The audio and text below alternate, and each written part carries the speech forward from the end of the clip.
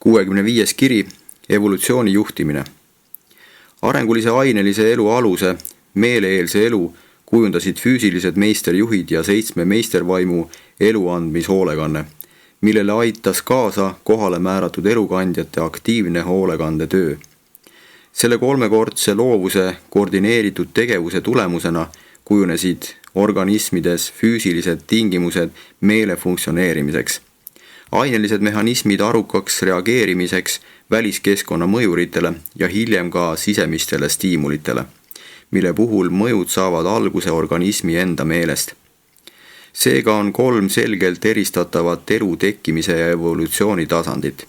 Esiteks, füüsilise energia mõjupiirkond, meele võimekuse loomine.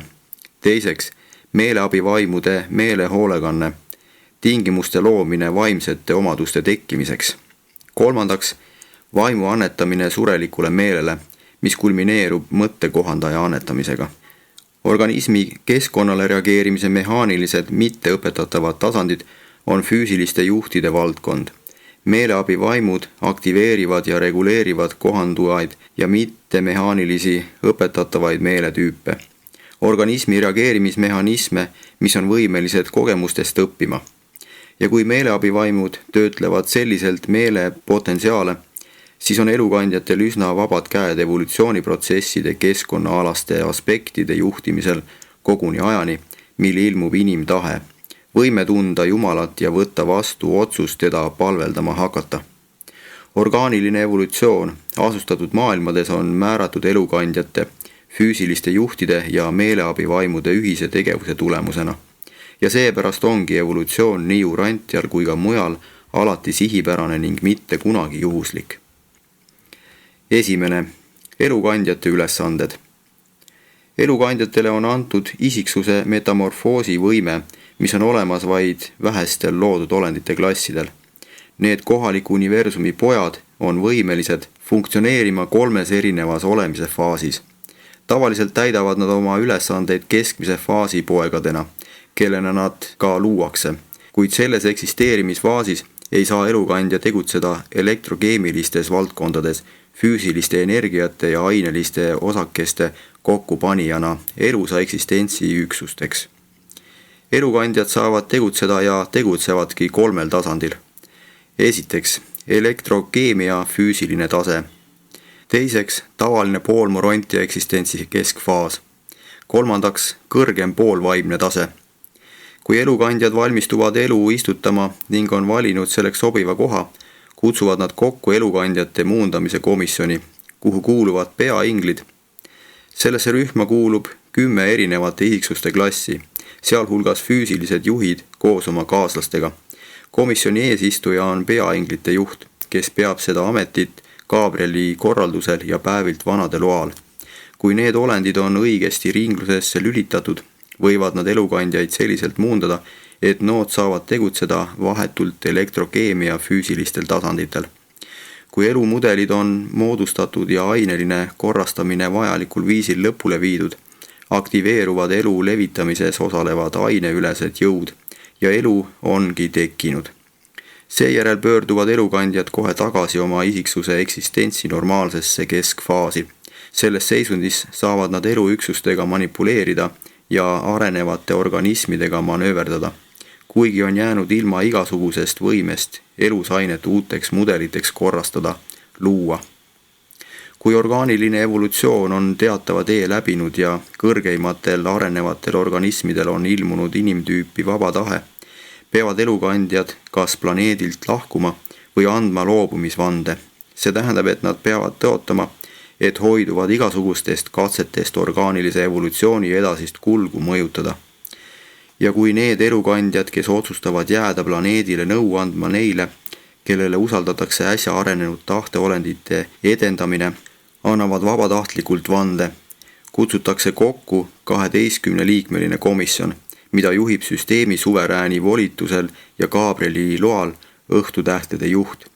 Ning need elukandjad viiakse kohe isiksuse eksistentsi 3. faasi, poolvaimsele olemistasemele. Mina olen tegutsenud Urantial selles 3. eksistentsi faasis Antonia Fonta ajast saadik. Me ootame aega, mil universum võib stabiliseeruda valgusesse ja ellu. Võimalikku 4. olemisetappi, mil me oleme täiesti vaimsed, kuid meile pole veel kunagi ilmutatud, mil viisil me selle ihaldatud kõrgema seisundi võime saavutada. 2. Evolutsiooni panoraam. Lugu inimese tõusust merevetikast maise loodu isandaks on tegelikult põnev jutustus bioloogilistest võitlustest ja meele ellujäämisest. Inimese ürgsed esivanemad olid iidsete sisemerede tohutu pikkade kaldajoonte seisvates soojaveelistes lahtedes ja laguunides merepõhjas lausa lima ja lögana. Nendes samades vetes, kuhu elukandjad istutasid Urantial 3 eraldi elu. Neis epohilistes muutustes, mille tulemusena tekkisid piiripealsed loomataolised organismid, osales väga vähe varast tüüpi meretaimestiku liike, mis on tänapäevani alles jäänud. Käsnad on säilinud kui niisugune varane vahepealne tüüp neist organismidest, mille kaudu toimus järk-järguline üleminek taimedelt loomadele. Need varased ülemineku vormid ei olnud küll praeguste käsnadega identsed, kuid olid nendega väga sarnased. Need olid tõelised piiripealsed organismid, ei taimed ega loomad, kuid viisid lõppkokkuvõttes tõeliste loomsete eluvormide väljakujunemiseni.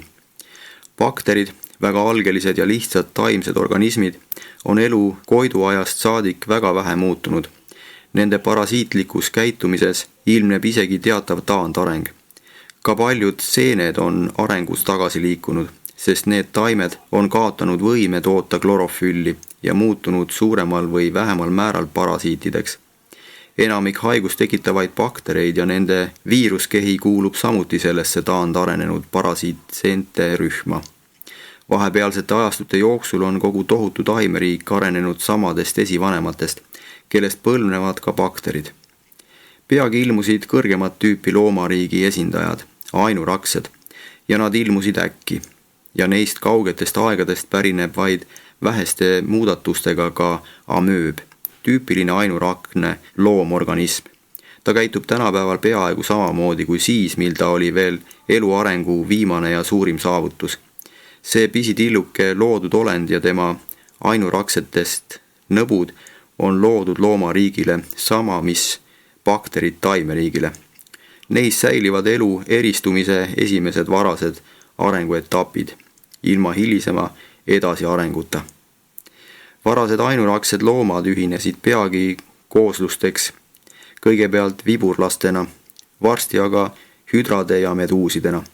Veel hiljem arenesid välja meritähed, kiviliiliad, merisiilikud, meripurad, sadajalad, putukad, ämblikud, koorikloomad ja neile lähedased rühmad, vihmaussid ja kaanid, millele peagi järgnesid molluskid, auster, 8 jalg ja tigu. Tekkis ja kadus sadu liike. Mainime vaid neid, mis pikas võitluses püsima jäid. Need mitte edasi arenenud isendid koos hiljem ilmunud kalade perekonnaga esindavad tänapäeval varaseid madalamaid muutumatuid loomatüüpe, elupuu neid oksi, mis edasi ei arenenud. Nüüd oli näitelava valmis esimeste selgroogsete kalade ilmumiseks. Sellest kalade suukonnast sai alguse 2 ainulaadset teisendit, konn ja salamander.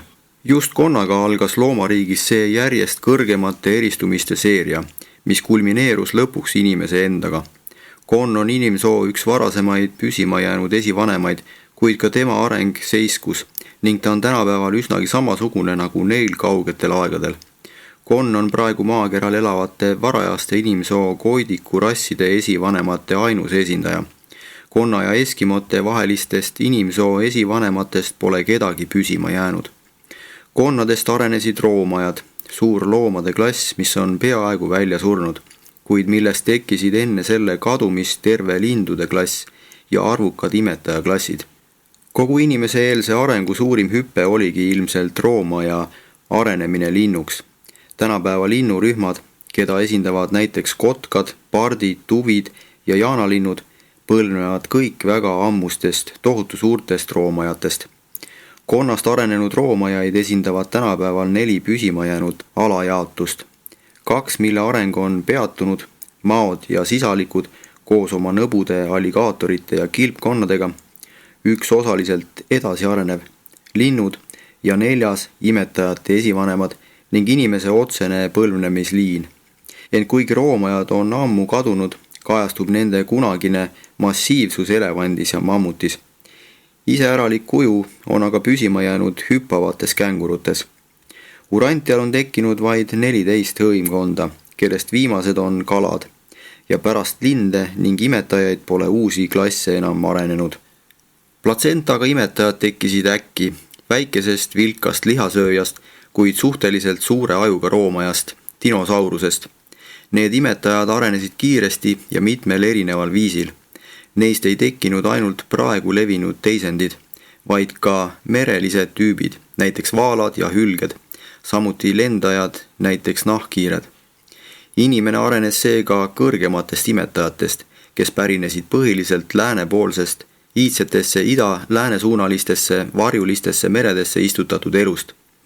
Elusorganismide idapoolne ja keskmine rühm arenesid varakult soodsalt loomse eksistentsi inimese-eelse tasandite poole, ent ajastute möödudes ei jõudnud idapoolsesse keskmesse istutatud elu aruka inimese-eelse staatuse rahuldava tasemeni, sest see oli kannatanud oma sugurakkude kõrgeimate tüüpide osas nii korduvaid ja korvamatuid kaotusi, et see võttis neilt igaveseks võime inimpotentsiaale taastada.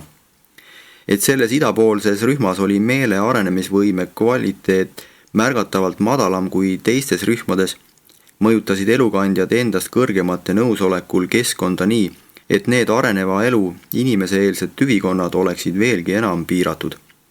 Väliselt oli nende madalamate loodudolendite rühmade kadumine igati juhuslik, kuid tegelikult täiesti sihipärase tegevuse tulemus. Hiljem intellekti väljaarenemise käigus olid inimliigi leemuritest esivanemad Põhja-Ameerikas tunduvalt kaugemale arenenud kui teistes piirkondades. Seetõttu suunati nad läänepoolsest istutatud elu piirkonnast üle Beringi maasilla ja piki rannikut Edela-Aasiasse, kus nad edasi arenesid ja said kasu teatavate keskmise elurühma tüvikondade lisandumisest. Inimene arenes seega teatavatest läänepoolsetest ja keskmistest elutüvikondadest, kuid aladel, mis hõlmasid keskmisi piirkondi kuni neile lähedaste idapoolsete aladeni. Selliselt arenes Urantiale istutatud elu kuni jääajani, mil ilmus inimene ise ja alustas planeedil oma sündmusrikast elu. Ja see ürginimese esmakordne ilmumine jääajal ei olnud juhuslik, see oli ette nähtud. Liustike ajajärgu katsumused ja karm kliima sobisid igati vastupidavat tüüpi inimolendi kujundamiseks, kellel oli tohutult eeldusi ellu jääda. 3. Evolutsiooni edendamine. Paljusid varase evolutsiooni ajal toimunud imelikke ja pealtnäha pööraseid juhtumusi on praeguse aja inimmeelele vaevalt võimalik selgitada.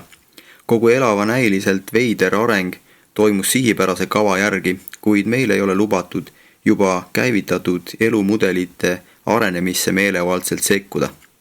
Elukandjad võivad rakendada kõikvõimalikke loodusressursse ja kasutada ära igasuguseid juhuslikke asjaolusid, mis elukatse arengulisele progressile kaasa aitavad, kuid meil pole lubatud sekkuda meelevaldselt taimede ja loomade evolutsiooni ega selle kulgu ja käiku mõjutada. Teile on teatatud, et urant ja surelikud on arenenud ürgkonnast ning et see tõusev tüvikond, mille potentsiaali kandis vaid üks konn, pääses kord hädavaevu hävimisest, kuid sellest ei tuleks järeldada, et inimsoo areng oleks võinud selles sõlmpunktis juhuse tõttu lõppeda. Me jälgisime ja edendasime sel hetkel vähemalt 1000 erinevat ja üksteisest kaugel paiknevat muteeruvat elutüve, mida oleks saanud suunata inimese-eelse arengu mitmesugustesse erinevatesse algkujudesse. See konkreetne konn esivanem oli meie 3. valik, sest 2 eelmist elutüve olid hävinud, vaatamata kõigile meie pingutustele neid säilitada. Isegi Andoni ja Fonta kaotamine enne nende järeltulijate sündimist oleks küll inimevolutsioonis viivituse tekitanud, kuid mitte seda takistanud. Pärast Andoni ja Fonta ilmumist ja enne loomariigi muteeruvate inimpotentsiaalide ammendumist arenes välja vähemalt 7000 soodsat tüvikonda, mis oleksid võinud jõuda teatava inimtüübi arenguni, ja paljud neist parematest tüvikondadest sulandusid hiljem laiali hargneva inimliigi erinevatesse harudesse. Arengulise inimliigi potentsiaalid olid ammendunud ammu enne ainelise poja ja tütre bioloogiliste ülendajate saabumist planeedile. Seda loomse elu bioloogilist seisundit näitab elukandjatele meeleabivaimude mobiliseerimise 3. faas, mis kulgeb automaatselt ja samal ajal, kui ammenduvad kogu loomse elu võimed tekitada inimese-eelsete indiviidide muteerunud potentsiaale. Urantia inimkond peab lahendama oma sureliku arengu probleeme nende inimtüvedega, mis tal on olemas. Inimese-eelsetest allikatest ei arene tulevikus enam kunagi ühtki uut rassi, kuid see asjaolu ei välista võimalust jõuda inimarengu tunduvalt kõrgemate tasemeteni inimrassides endas ikka veel peituvate arengupotentsiaalide edendamise teel. Seda, mida meie, elukandjad, teeme elutüvede edendamiseks ja säilitamiseks enne inimtahte ilmumist, peab inimene ise tegema pärast seda sündmust ja meie taandumist aktiivsest osalemisest selles arengus. Üldiselt on inimese arengu saatus tema enda kätes ning kontrollimatu looduslik valik ja juhuslik püsimajäämine peavad varem või hiljem asenduma teadusliku intellektiga. Ning arengu edendamisest kõneldes oleks kohane märkida, et kui teid määratakse kunagi kauges tulevikus elukandjate korpusesse, on teil küllalt igasuguseid võimalusi teha ettepanekuid ning elu juhtimise ja siirdamise kavasid ja võtteid kõikvõimalikel viisidel täiustada.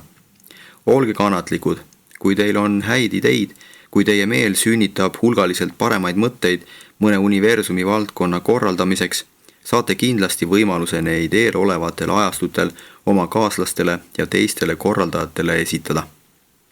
4. Avastusretk Urantial. Ärge unustage, et Urantia määrati meile elukatsete tegemise maailmaks. Me tegime sellel planeedil oma 60. katse Nebadoni elumudeleid Satanias kohandada ja võimaluse korral täiustada. Kroonikates on kirjas, et me saavutasime standardsetes elumudelites arvukalt kasulikke muudatusi. Täpsemini öeldes, me töötasime Urantial välja ja demonstreerisime rahuldavalt vähemalt 28 elu teisendamise erijoont, mida saab tulevikus kasutada kõikjal Nebadonis. Kuid elu sisseseadmine pole üheski maailmas katseline selles mõttes, et püütaks teha midagi, mis oleks läbi proovimata või tundmatu.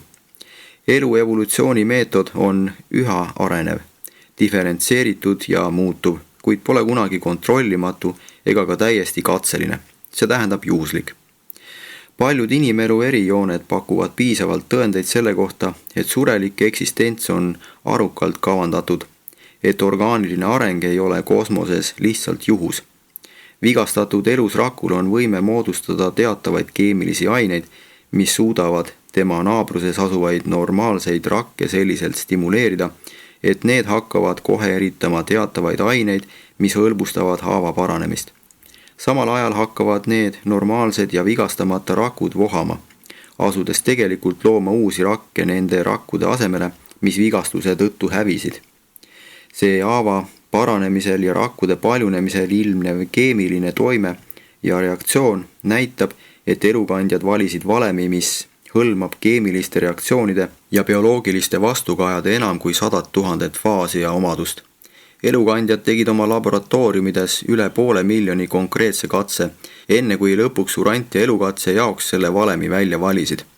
Kui Urantia teadlased saavad neist ravivatest kemikaalidest rohkem teada, õpivad nad vigastusi tõhusamalt ravima ja omandavad kaudselt ka oskuse teatavaid tõsiseid haigusi piirata. Pärast elu sisseseadmist Urantial on elukandjad seda raviviisi täiustanud, sest see on sisse viidud ka ühes teises Satania maailmas ning on seal nüüd valutum ja kontrollib paremini normaalsete naaberrakkude vohamisvõimet. Urantia elukatses oli palju ainulaadseid jooni, kuid 2 eredaimat episoodi olid Andoni rassi ilmumine enne 6 värvilise rahva väljaarenemist ja hilisem sangik mutantide üheaegne ilmumine ühes peres. Urantia on Satanias esimene maailm, kus 6 värvilist rassi on tekkinud ühes inimperes. Tavaliselt tekivad nad eristuvate tüvikondadena inimese-eelse loomse tüvikonna sõltumatutest mutatsioonidest ja ilmuvad maakerale ükshaaval ning järgemööda pikkade ajavahemike järel, alates punasest inimesest kuni läbi kõigi värvuste indigoni välja. Veel üks märgatav kõrvalekalle tavalisest korrast oli planeedivürsti hiline saabumine. Vürst ilmub reeglina planeedile ligikaudu tahte väljakujunemise ajal. Kui seda kava oleks järgitud, oleks Caligastia võinud tulla Urantiale juba Antonia Fonta eluajal, mitte peaaegu 500 000 aastat hiljem, samaaegselt sangikrasside ilmumisega. Tavalisse asustatud maailma oleks planeedi vürst saadetud elukandjate taotlusel umbes Antonia Fonta ilmumise ajal või veidi hiljem. Et aga Urantia oli määratud elu teisendamise planeediks, oli eelnevalt kokku lepitud, et kuni planeedivürsti saabumiseni saadetakse elukandjatele nõuandjateks ja planeedi järelevaatajateks 12 Melkisedekist vaatlejat. Need Melkisedekid tulid ajal, mil Antonia Fonta tegid otsuseid, mis võimaldasid mõttekohandajatel nende surelikus meeles elada. Elukandjate püüded täiustada Urantial Satania elumudeleid tõid paratamatult kaasa paljude pealtnäha kasutute elu üleminekuvormide tekkimise, kuid juba tekkinud kasu on standardsete elukavandite teisendamisele Urantial piisavaks põhjenduseks. Kavatsesime kutsuda esile tahte varajase avaldumise Urantia evolutsioonilises elus ja see õnnestus meil.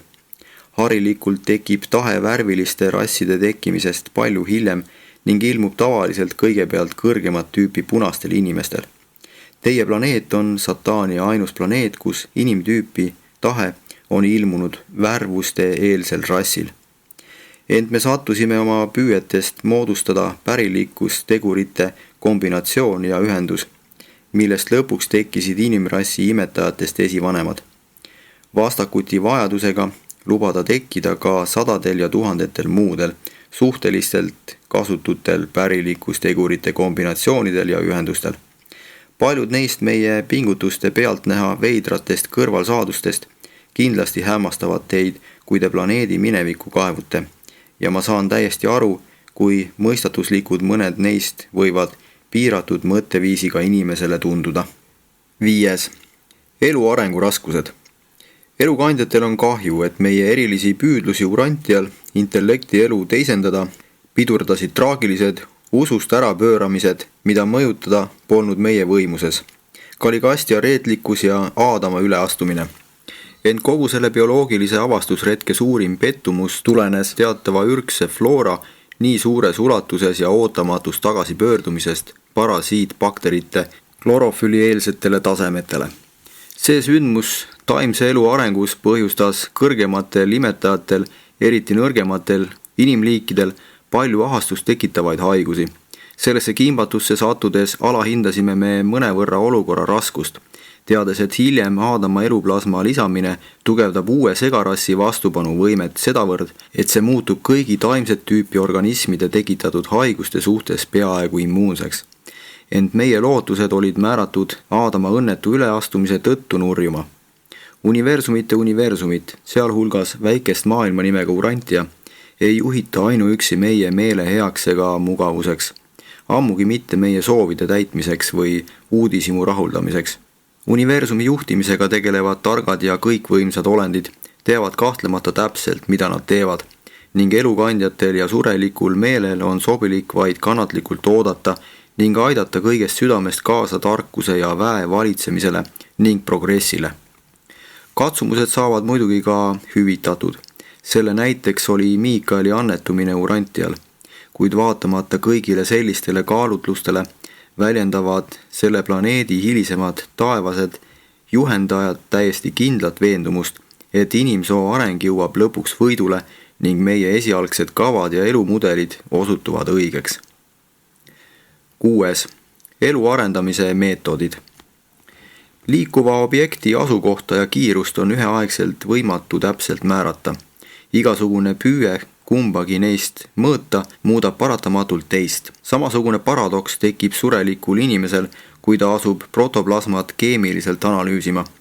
Keemik võib välja selgitada surnud protoplasma keemilise koostise, kuid ei suuda eristada elusa protoplasma füüsilist ülesehitust ega dünaamilist tegevust. Teadlane jõuab elusaladustele üha lähemale, kuid ei lahenda neid ikkagi kunagi just sel põhjusel, et peab protoplasma analüüsimiseks selle kõigepealt tapma. Surnud protoplasma kaalub sama palju kui elav protoplasma, kuid ei ole sama. Elusüksustele ja olenditele on antud algselt kohanemisvõime. Igas elavas taime või loomarakus, igas elavas organismis, nii ainelises kui ka vaimses, on täitmatu iha kohaneda üha täiuslikumalt oma keskkonnaga, kohandada organismi ja elada oma elu üha täiuslikumalt. Need kõigi eluüksuste lakkamatud pingutused tõendavad neile sisemiselt omast täiuse janu. Kõige tähtsam samm taimede evolutsioonist oli klorofülli sünteesimise võime väljaarenemine. Teine suur edasiminek oli spoori arenemine keeruliseks seemneks. Spoor on väga tõhus paljunemisvahend, kuid tal puuduvad seemnele omased mitmekesisuse ja külgsuse potentsiaalid. Üks kõige kasulikumaid ja keerulisemaid episoode kõrgemat tüüpi loomade evolutsioonis oli see, kui ringlevates vererakkudes sisalduv raud omandas võime täita kahekordset ülesannet hapnikukandjana ja süsinikdioksiidi eemaldajana.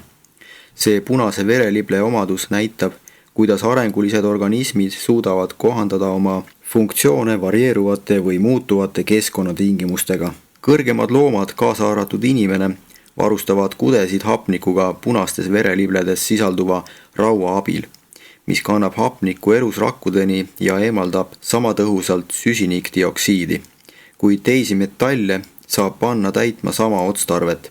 Seepia kasutab selleks vaske ja meritupp vanaadiumi. Nende bioloogiliste kohastumiste jätkumist illustreerib hammaste arenemine urant- ja kõrgematel imetajatel. Nende arv jõudis inimese kaugetel esivanematel 36-ni, mil algas kohanev vähenemine 32-ni aguaegkonna inimesel ja tema lähedastel sugulastel. Nüüd liigub inimliik aeglaselt 28 hamba suunas. Sellel planeedil toimub ikka veel aktiivne ja kohanev evolutsiooniprotsess. Kuid paljud elusorganismide näiliselt mõistatuslikult kohastumised on puhtkeemilised, täiesti füüsilised. Igal hetkel võib iga inimolendi vereringes toimuda tosina sisesekretsiooni näärme eritatavate hormoonide vahel üle 15 miljoni keemilise reaktsiooni. Taimse elu madalamad vormid reageerivad tundlikult füüsilisele, keemilisele ja elektrilisele keskkonnale, kuid elu astmestikul kõrgemale tõustes hakkab toimima järjest enam 7 meeleabivaimu meelehoolekanne ning meel saab üha kohanemisvõimelisemaks, loovamaks, kooskõlastuvamaks ja domineerivamaks. Loomade võimes end õhu, vee ja maaga kohandada ei ole midagi üleloomulikku, see on vaid füüsist ületav kohanemisvõime. Inimolendi areng varajaste merede ürgsest protoplasmast ei ole aga seletatav ainult füüsika ja keemia abil. Õppimisvõime, mälu ja diferentseeritud reageerimisvõime keskkonnale on meelele annetatud. Füüsikaseadused õpetamisele ei reageeri. Need on muudetamatud ja muutumatud. Haridus ei mõjuta keemilisi reaktsioone. Need on ühesugused ja vankumatud. Välja arvatud määratlematu absoluudi kohalolek on elektrilised ja keemilised reaktsioonid prognoositavad. Ent meel saab kasutada oma kogemusi, õppida käitumistavadest, millega reageeritakse korduvatele stiimulitele. Intellektieelsed organismid reageerivad keskkonnastiimulitele, kuid meelehoolekandele reageerivad organismid võivad ise keskkonda kohandada ja mõjutada. Füüsilisel ajul ja sellega seotud närvisüsteemil on loomuomane võime reageerida meelehoolekandele. Nii nagu isiksuse areneval meelel on olemas teatav sisemiselt omane võime vaimu vastu võtta ning seetõttu ka vaimse edenemise ja saavutuste potentsiaalid. Intellektuaalne, sotsiaalne, moraalne ja vaimne evolutsioon sõltuvad 7 meeleabi vaimu ja nende füüsilist taset ületavate kaaslaste meelehoolekandest. 7. Areneva meele tasandid. 7 meeleabi vaimu kannavad mitmekülgselt hoolt kohaliku universumi madalamate intellektiolendite meele eest. Selle meeleklassi eest hoolitsetakse kohaliku universumi keskusest või mõnest sellega seotud maailmast, kuid madalama meele tegevuse suunda mõjutatakse ka süsteemi keskusmaailmast. Arenevas maailmas sõltub nende 7 meeleabivaimu tööst palju, väga palju, ent nad on meelehoolekandjad, kes ei tegele füüsilise arenguga, mis on elukandjate tegevusvaldkond. Abivaimude vaimuannete täiusliku integreerituse tõttu elukandjate toimimises avalduva ja neile sisemiselt omase tegevuse ette nähtud ning loomuliku korraga suudab surelik meelenähtustest eristada vaid looduse kätt ja loomulike protsesside tulemusi. Kuigi vahel satute kimbatusse, kui püüate selgitada kõike meele loomulike reaktsioonidega seonduvat vaid ainega seotult. Ja kui Urantia toimiks rohkem esialgsete kavade kohaselt, ärataksid meelenähtused teie tähelepanu veelgi vähem. 7 meeleabivaimu on pigem ringlused kui olemisvormid ning tavalistes maailmades on nad lülitatud ringlusesse koos teiste abistamistegevustega kogu kohaliku universumi ulatuses. Elukatsete planeetidel on nad aga suhteliselt eraldatud. Urantial oli alamatel abivaimudel siinsete elumudelite ainulaadsuse tõttu palju raskem arenevate organismidega kontakteeruda kui standardsemat tüüpi annetatud elu puhul. Keskmises arenevas maailmas on 7 meeleabivaimu ka loomse arengu järjestikuste etappidega palju sünkroonsemad kui Urantial. Kui üks erand välja arvata, oli abivaimudel Urantia organismide arenevate meeltega raskem kontakteeruda kui kunagi varem oma tegevuse jooksul Nebadoni universumis. Selles maailmas kujunes välja palju piirnähtuste vorme. Segadust tekitavaid kombinatsioone organismide mehaanilis mitteõpetatavat ja mittemehaanilis õpetatavat tüüpi reageeringutest. 7 meeleabivaimu ei kontakteeru organismidega, kelle reageeringud keskkonnale kuuluvad puhtmehaanilisse klassi. Need elusorganismide intellektieelsed reageeringud jäävad ainuüksi võimsuskeskuste, füüsiliste juhtide ja nende kaaslaste energiavaldkondadesse. Oma kogemustest õppimise potentsiaalse võime omandamine tähistab abivaimude tegevuse algust ja nad tegutsevad kõikjal alates algeliste ja nähtamatute eksisteerimisvormide kõige madalamat tüüpi meelest kuni inimolendite arengulise astmestiku kõrgeimate tüüpideni. Neist lähtuvad ja saavad oma algkuju meele üsnagi salapärane käitumine ning puudulikult mõistetavad kiired reaktsioonid ainelisele keskkonnale. Need ustavad ja alati usaldusväärsed mõjud tegelevad ettevalmistava hoolekandega juba ammu enne seda, kui loomne meel jõuab vaimu vastuvõtmise inimlike tasemeteni. Abivaimud tegutsevad ainuliselt kogemisvõimelise meele evolutsioonis kuni selle 6. faasini, palveldamisvaimuni. Sellel tasemel hakkavad hoolekanded paratamatult kattuma. Kõrgem sirutub allapoole, et kooskõlastuda madalamaga enne järgmisele kõrgemale arengutasemele jõudmist. Ja 7. ning viimase abivaimu, tarkuse vaimu tegevusega kaasneb veel üks meelehoolekanne. Indiviid ei taju vaimumaailma hoolekande käigus vaimude koostöös kunagi järske üleminekuid. Need muutused on alati järk-järgulised ja teisi arvestavad. Füüsilised, elektrokeemilised ja mõistuslikud reageeringud keskkonnastiimulitele peavad olema alati eristatud ning neid kõiki tuleb omakorda lugeda vaimsetest tegevustest eraldiseisvateks nähtusteks. Füüsilise meele ja vaimu gravitatsiooni valdkonnad on kosmilise reaalsuse selgelt eristatavad alad, kuigi tihedalt omavahel seotud. 8. Evolutsioon ajas ja ruumis. Aeg ja ruum on lahutamatult seotud. Nad on loomuomaselt omavahel ühenduses. Teatavates ruumitingimustes on ajalised viivitused paratamatud. Kui teis tekitab hämmeldust asjaolu, et elu arengu evolutsiooniliste muudatuste läbiviimisele kulub nii palju aega, siis ma ütleksin, et me ei saa eluprotsesside kulgu muuta kiiremaks, kui planeedi füüsilised muutused võimaldavad. Peame ootama, kuni planeet loomulikult füüsiliselt välja areneb. Geoloogiline evolutsioon ei allu üldse meie kontrollile. Kui füüsilised tingimused võimaldaksid, võiksime korraldada elu evolutsiooni lõpule jõudmise tunduvalt vähem ajaga kui 1 000 000 aastat. Ent me kõik allume paradiisi ülimate valitsejate jurisdiktsioonile ja paradiisis aega ei eksisteeri. Isiku mõõdupuu aja mõõtmiseks on tema eluiga.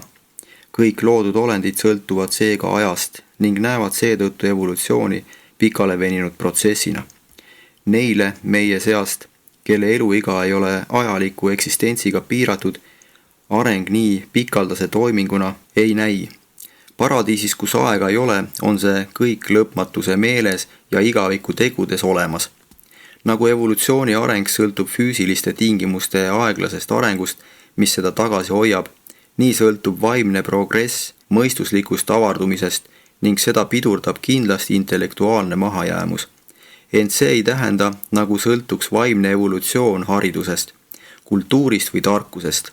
Hing võib areneda, olenemata vaimsest kultuurist, ent mitte siis, kui puudub vaimne võimekus ja soov ellu jääda ning üha täiustuda, täita taevase isa tahet. Kuigi ellujäämine ei tarvitse sõltuda teadmiste ja tarkuse omamisest, sõltub areng sellest täiesti kindlasti. Kosmilistes arengulaboratooriumides valitseb meel alati ainet ja vaim on alati meelega kooskõlas. Kui neil erinevatel annetustel ei õnnestu iga kord sünkroniseeruda ja koordineeruda, tekib ajalisi viivitusi. Ent kui isik tunneb tõeliselt Jumalat ja soovib teda leida ning tema sarnaseks saada, on ellujäämine vaatamata ajalistele takistustele kindlustatud. Füüsiline seisund võib meelt pidurdada ja meele pahelisus võib vaimsete saavutusteni jõudmises viivitusi põhjustada, kuid kogu hingest tulevat tahtlikku valikut ei saa ükski neist takistada. Kui füüsilised tingimused on küpsed, võivad tekkida äkki meelearengud. Kui meele seisund on soodus, võivad tekkida äkki vaimsed muundumised. Kui vaimsed väärtused õigesti ära tuntakse, saavad kosmilised tähendused mõistetavaks ja isiksus vabaneb üha enam ajaköödikutest ning pääseb ruumipiirangutest. Esitanud Urantial asuv Nebadoni elukandja.